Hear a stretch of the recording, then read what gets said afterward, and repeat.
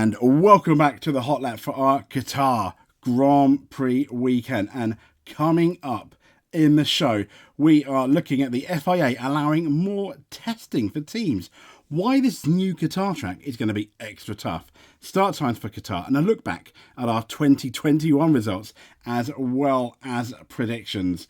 But let's get into let's get into that first. Let's get into that first story, which is on planetf1.com by Sam Cooper. The FIA to take action with immediate effect over strict testing F1 rules. So, as we know, the FIA have, in the past, if you've been a fan of Formula 1 for a while, they've doubled down on the amount of testing laps a team will be able to do during filming events, and changes are set to come into effect next season. Now, in comparison to other sports, F1 drivers and teams, they're heavily restricted in how much practice that they can do before a race. While time in the simulator is unlimited, track time is limited to, as we know, 2 promotional events and 2 demonstration events to go along with the official F1 testing days. Now, teams have complained that this is too short, and finally the FIA have relented, allowing constructors to run for the double length during these promotional events. I mean, it's not like the olden days back in the 90s and the early 2000s where testing was pretty much unlimited. I mean, if any of you watched the 1998 Formula 1 season, there was a massive gap between, I think it was the Luxembourg Grand Prix, or funny enough, at the Nürburgring, or the European Grand Prix, I think it was called as well. I think it was the Luxembourg one, maybe in 97, but anyway, I digress. And there was like a 5-week gap between the penultimate race and the last race, when it was Mika Hakkinen versus Schumacher, and those 5 weeks, all the teams were pretty much testing. Ultimately, what was just for one race weekend. Yes, it did basically, it was for the title, but still, they probably did more testing in those 5 weeks than a team does through the entire year now. But as we know, teams have obviously often complained, but now it looks to me they're given more freedom. Now, with the wind tunnel combined with the sim, produce pretty accurate results, there are still some things that slip through the net. I mean, think of, for example, Mercedes no pods design from 2022 going into 2023. Had we had more testing, say, for example, at the end of the season and at the beginning of the season, would Mercedes have found that problem earlier and been able to sort it out earlier? Possibly. So the porpoising issue, as it said, there we go, was a perfect example of that. And teams not really doing, appearing during the test, but they're not being able to do much about it. But areas like that, as well as a team's ability to develop a car, will be improved from now on, with the limit on promotional events doubling from 100 to 200 kilometres. That's about 40 laps of a typical circuit. So some other minor changes are made in regards to components used in demonstration events. In terms of the latter, teams will no longer be required to inform rivals if they undertake a test for components, and a rule change stipulates that parts used on old cars for testing must have featured in a race weekend. Now, McLaren CEO Zak Brown was the latest voice to advocate, and he said, I would like to see some more testing, he told Sky Sports. With the cost cap now, my general view is to give us a little bit more freedom, because we're capped out on what we can spend. And he's got a point. They can't do unlimited testing anyway because there's a cost cap spend. So maybe they should allow them to do testing within that cost cap spend, which means that teams might be able to catch up. I mean, ultimately, for any rules, there's going to be a ceiling, isn't there? There's going to be a place where the teams will, at some point, all catch up. We saw that in 2021, where basically Alpine, yes, I know they won a race, which was a bit weird because Ocon won a race. It was sort of on merit, but take away that first corner incident where Bottas torpedoed about a third of the grid, seemingly, that wouldn't have happened. But then look at Ricciardo's win in 2021. That was on merit. Even though Hamilton and Verstappen went out, it was still looking like Ricciardo's race to win. So, but let's get into our Qatar Grand Prix preview. And as I mentioned on the intro, as we know, the inaugural event in 21 came towards, it was the third to last race, a thrilling battle between Hamilton and Verstappen. It ramped up. Now, since then, our Formula 1 cars, they've changed a lot. There's a completely new generation. Yes, I guess the engines are sort of the same, but the aerodynamics are completely different. Now, teams hope to be able to fall back on some old data to help them out ahead of this year's race weekend. They're going to be disappointed. And this story from motorsport.com by Jonathan Noble informs us how disappointed they might be. So the circuit bosses have totally revamped the venue. Beyond its new Ped and Paddocks complex, that's more important to teams and drivers, is the work that's been carried out on the circuit. That's going to be more significant to teams and drivers. It's lovely, though, to have a pit and paddock place, isn't it? So the FIA pointed out in its official preview notes for the weekend the first major resurfacing work since the venue opened in 2004. Allied to other changes that made a big difference. And it said the entire track has been resurfaced and all the curbs, runoff areas, guardrails and fences, they've been replaced since the previous event. And given the extensive nature of the changes made, to all intents and purposes, it's considered to be a new circuit. Maybe that's a bit of a over-egging the new circuit pudding, because all the corners are still the same, aren't they? But it goes on to say that while F1 teams are professional enough to cope with such venue changes on a race weekend, the new Lusail adds an extra layer of complication on a weekend when they already face many headaches in how they approach things. Now, we've got a sprint race weekend, and we spoke about that yesterday, on how they really only have one practice session to sort that setup out, which is going to be a big exclamation mark to get it right.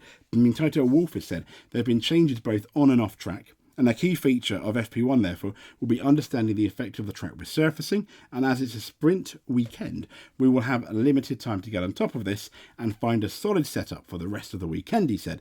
And he concluded it will be an interesting task and one we are excited for. But further adding to this Qatar conundrum is the fact that it is a night race, so there will be fluctuating temperatures and variable conditions as well. It may well cool during the night and during the race, and teams well know that similar events like Bahrain and Singapore, the first sessions of the day can be pretty unrepresentative because they take place when things are a lot hotter and the asphalt's not particularly at its best. And that's why a lot more than focus and effort goes into nailing setups in the evening sessions, which are very aligned to how things will be. However, as we know, in Qatar, there's going to be no opportunity. Teams are going to have to take a guess. And if a team gets it significantly wrong, Red Bull, Singapore, also Red Bull in Brazil, they kind of got that wrong at a sprint race weekend.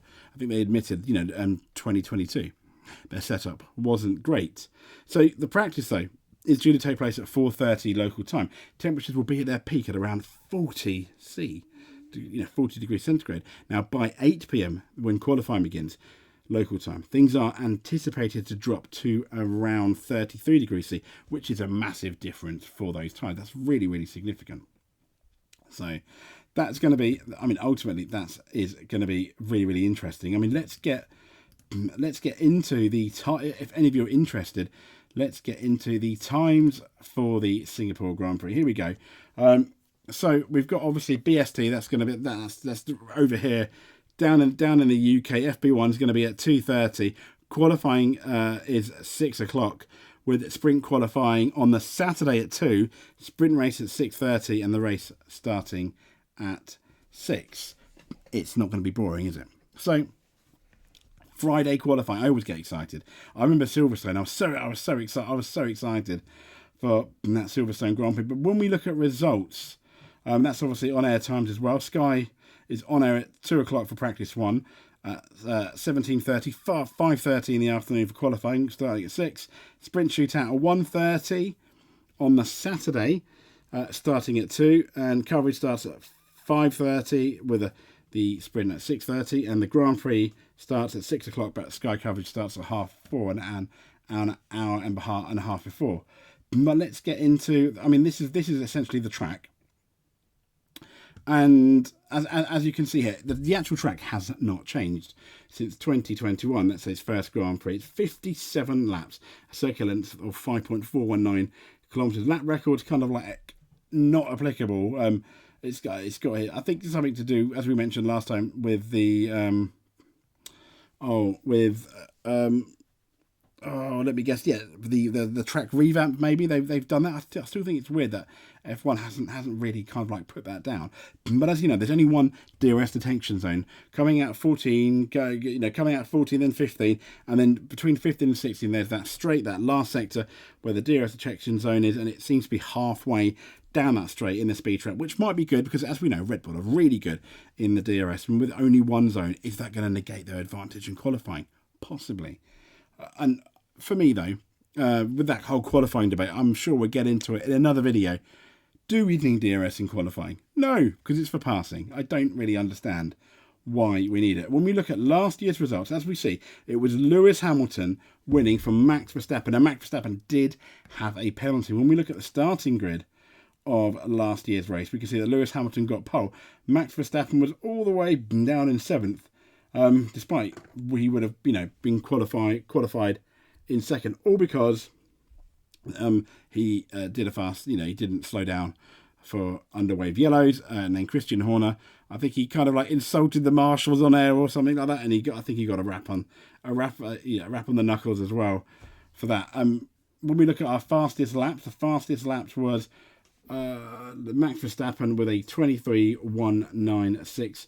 Really fast. I think he came in for softs potentially towards the end, maybe. But Lewis Hamilton on the second fastest lap, I think on a 1:24.0. So, there we go. When we look at practice 1, when we look at the fastest laps, we're looking at a 1:23.1. When we look at practice 1, which I believe happened at a similar time that the practice 1 is going to happen here. They were on it, a 1:23.7 for Max Verstappen, so that's not a million miles away from what potentially ended up being the fastest lap in the race, albeit pole was a 1:20.8, so they were quite far away there. Practice 2 was in the 1:23s. It was Valtteri, obviously this time, that was fastest, as you can see. And Valtteri Bottas again, just in the 1:22s this time, just beating Lewis Hamilton by a slither, and then obviously Max Verstappen a 3.5 tenths-ish shy there. But what's going to happen now? I think the circuit is going to really favour, I still think, Red Bull. It's the type of circuit, like, big straight but long sweeping corners.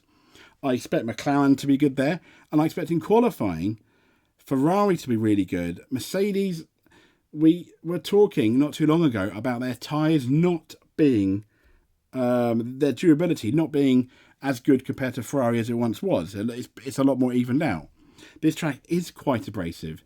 We don't know, when you've got a new circuit, you've got all these oils and stuff still coming out the asphalt, coming out the track, and sometimes it takes a long time, months, maybe even years, to like 100% embed. So it's going to be interesting to see the chemistry between the tyres when F1 goes out. And as I said, it's the first race here now as part of a long-term deal that Qatar have. What is interesting, though, is we're going into the unknown. I think Red Bull, Max Verstappen, he's going to be free. He goes in as favourite, almost by default, automatically. Sergio Perez should, but he always has like a question mark, doesn't he? He should really be the second fastest car, and he should really be finishing second in the race. But we don't know. As we know, Max Verstappen could win the championship in the sprint race as well, because we have that sprint race on Saturday. Big question marks over Perez. I think big question marks over how close Mercedes could get to Ferrari, because they are in a battle. They're 20 points, obviously, a difference in the Constructors' Championship. So it's going to be interesting. Question marks over who's going to win that Mercedes rivalry this weekend, George Russell or Lewis Hamilton, after their ding-dong in Japan. And also, between the two McLaren boys, where Lando was doing a bit of whining, wasn't he? He was being a bit of a toddler down in Japan when he was... I guess I kind of understand it in a way, but he was whining about Oscar Piastri being in the way. But Piastri did out-qualify him in Japan, which surprised everyone, because it is known to be a really tough circuit, and Piastri I think hardly has any experience of Japan. So this one going in here, as Lando's only raced it once, it's going to be a much more even playing field. Who is going to out-qualify who? That McLaren battle is going to be quite exciting. And what is Aston Martin going to do? And as we know, I think Fernando Alonso finished third here last year because Valtteri Bottas had that tyre failure, and they did have tyre failure towards the end of the race. But Fernando Alonso, what can he do in the Aston Martin? Can they stop that McLaren onslaught where McLaren are just catching them the points? There's all these questions. There's all these extra questions. We had three talking points for our video last time out. If you would like to have a look, but all these questions coming into the Qatar Grand Prix, I think in some ways it's more exciting than going into Japan.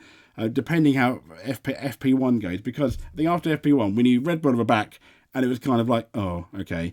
But there's more of a chance here that Red Bull could be vulnerable given that practice session if they mess up the setup, which they've done before. Or maybe the track just doesn't really suit them with the new asphalt. They can't get the tyres to work.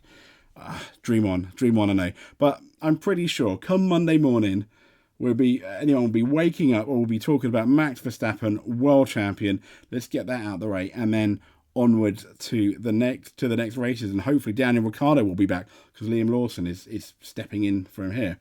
But I've rambled on enough. This has been the Hot Lap. I just wanted to say we're up to what, 50? I think at the time of recording, we've got 56. I've got 56 subscribers. It's absolutely fantastic. Thank you. I know it doesn't sound like much to like most channels, but it means so much. Thank you so much. I really, really appreciate it. I'm still trying to answer all the comments when I can, and I will answer all the comments. It's just a matter of time for me. But I really, really appreciate it. Like, any subscribes, even watching it is more than enough. But if you made it to the end, in my eyes, you are an F1 champion. Thank you very much. We will speak to you soon.